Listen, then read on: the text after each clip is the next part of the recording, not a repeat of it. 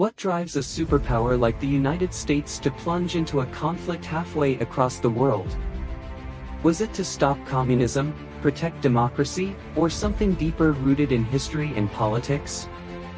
Today, we'll unravel the intricate web of reasons that led America into one of its most controversial wars, the Vietnam War. Buckle up, because this story is layered with ideology, strategy, and human cost. World War II fallout. To understand why America got involved in Vietnam, we must first step back to the aftermath of World War II. The world was split between two superpowers, the United States and the Soviet Union. The Cold War was not just a battle of weapons, it was an ideological war, democracy versus communism, capitalism versus socialism. The domino theory. In the 1950s, President Dwight D. Eisenhower introduced a theory that would define U.S. foreign policy for decades, the domino theory.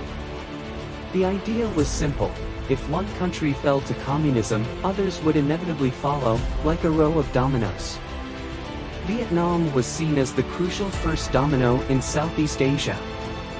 China's communist victory and the Korean War. Dramatic music plays softly as archival footage of Chinese troops marching and more scenes from Korea is shown. The camera zooms in on a map of East Asia. How did two events, China's Communist Revolution and the Korean War, reshape global politics and set the stage for America's involvement in Vietnam? These two pivotal moments defined U.S. foreign policy and ignited fears of a world falling under communist control. Let's break down how this all began. To understand the U.S.'s fear of communism spreading in Asia, we need to look at China's Civil War. After World War II, China was divided between two forces. On one side were the nationalists, led by Chiang Kai-shek, who had ruled China for decades. On the other side were the communists, led by Mao Zedong. This war had been brewing since the 1920s.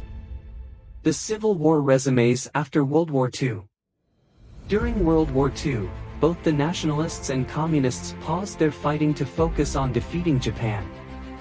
But once Japan was defeated in 1945, the Civil War resumed with full force.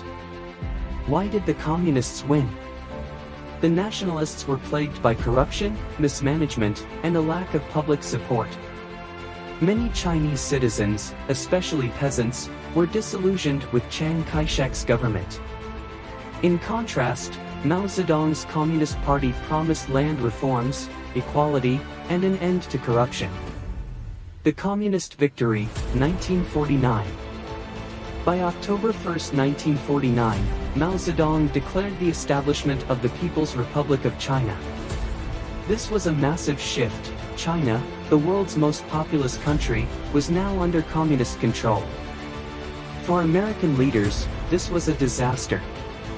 The fall of China to communism was seen as a catastrophic failure of U.S. foreign policy. Many believed that communism was spreading uncontrollably, and Southeast Asia could be next. The outbreak of the Korean War. Just a year after China's communist victory, tensions exploded on the Korean peninsula. Korea had been divided after World War II, with the Soviet Union occupying the north and the United States supporting the south. In 1948, two separate governments were formed: North Korea, led by Communist Kim Il-sung, and South Korea, led by the anti-communist Syngman Rhee. The invasion of South Korea, 1950. On June 25, 1950, North Korea launched a surprise invasion of South Korea, aiming to reunify the peninsula under communist rule. This invasion marked the start of the Korean War. America's immediate response.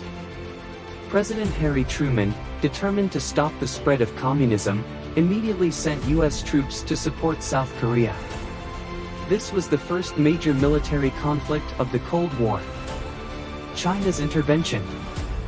At first, U.S. and South Korean forces successfully pushed North Korean troops back toward the Chinese border. But this prompted China to intervene. Mao Zedong sent hundreds of thousands of Chinese troops into Korea, turning the war into a bloody stalemate. The communist victories in China and North Korea weren't just regional conflicts, they became global turning points that transformed US foreign policy. Fear of communist expansion. American leaders believed that if communism wasn't stopped in Korea, it would spread to the rest of Asia. This fear became known as the domino theory. The idea was that if one country fell to communism, its neighbors would fall next, like a row of dominoes. The impact on Vietnam. With China and North Korea now firmly under communist control, US leaders feared that Vietnam would be the next domino to fall. This belief drove America to become increasingly involved in supporting South Vietnam's anti-communist government. The Chinese Communist Revolution and the Korean War taught American leaders a powerful lesson: they believed communism had to be contained at all costs. This mindset set the stage for the Vietnam War, where the US would once again try to stop the spread of communism. Understanding these events helps us see how history shaped America's decisions in the decades that followed. Vietnam's colonial history and America's role. French colonialism and the First Indochina War.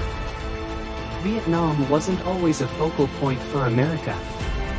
Before US involvement, Vietnam was under French colonial rule. However, after World War II, Vietnamese leader Ho Chi Minh declared independence, quoting the US Declaration of Independence. But this dream clashed with French interests, leading to the First Indochina War. America's initial involvement.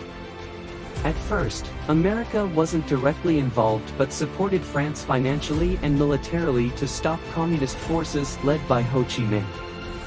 By the end of the 1950s, the US had poured millions of dollars into the French war effort. The Geneva Accords and division of Vietnam. The 1954 Geneva Accords. After the French were defeated at Dien Bien Phu, the Geneva Accords divided Vietnam at the 17th parallel, North Vietnam under Ho Chi Minh and South Vietnam under a US-backed regime. Ngo Dinh Diem and South Vietnam. South Vietnam's leader, Ngo Dinh Diem, was fiercely anti-communist but deeply unpopular. His government's corruption and suppression of dissent alienated many South Vietnamese, paving the way for the rise of the Viet Cong. Escalation under Kennedy and Johnson.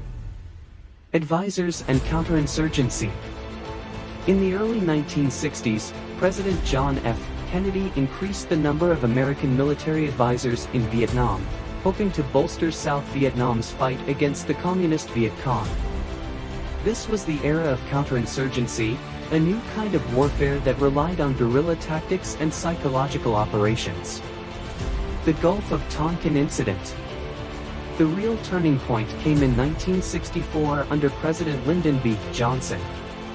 The Gulf of Tonkin Incident, where U.S. naval ships were allegedly attacked by North Vietnamese forces, led to the Gulf of Tonkin Resolution. This gave Johnson the authority to escalate the war without a formal declaration. The underlying motivations. Containment policy. The U.S. saw Vietnam as a test of its containment policy. If communism couldn't be stopped in Vietnam, American credibility as a global superpower would be at risk. Economic and strategic interests. Beyond ideology, Vietnam's location in Southeast Asia made it strategically important. It bordered China and was a gateway to the region's trade routes. A communist victory in Vietnam threatened to destabilize the entire region. Domestic politics. Domestically, no president wanted to appear soft on communism. The fear of political backlash for failing to act was a powerful motivator. The human cost and public backlash. Troop deployments and escalation. By 1965, Johnson committed ground troops to Vietnam. What began as a small advisory mission ballooned into a full-scale war, with over 500,000 U.S. soldiers deployed at its peak. Anti-war movement. Back home, the American public began to question the war. Images of napalm attacks, the My Lai massacre, and body bags returning home fueled massive protests. Students, civil rights leaders, and even some politicians called for an end to the conflict. The legacy of U.S. involvement. Lessons learned. The Vietnam War wasn't just a military conflict, it became a symbol of the limits of American power. It exposed flaws in U.S. foreign policy and highlighted the dangers of getting involved in a war without clear objectives. The fall of Saigon. Despite years of effort and loss, the U.S. withdrew its troops in 1973. 2 years later, Saigon fell, and Vietnam was reunified under communist rule. The war left a deep scar on America, influencing foreign policy decisions for decades. Conclusion: why it matters today. Somber music plays, with visuals of modern Vietnam and memorials. The Vietnam War teaches us lessons about intervention, ideology, and the human cost of conflict. As we reflect on why America entered this war, we must ask ourselves, how can history guide us to make better decisions in the future? This is a story of ambition, fear, and the unintended consequences of power. Thank you for joining me on this journey through history. Don't forget to like, comment, and subscribe for more stories like this. Until next time, stay curious.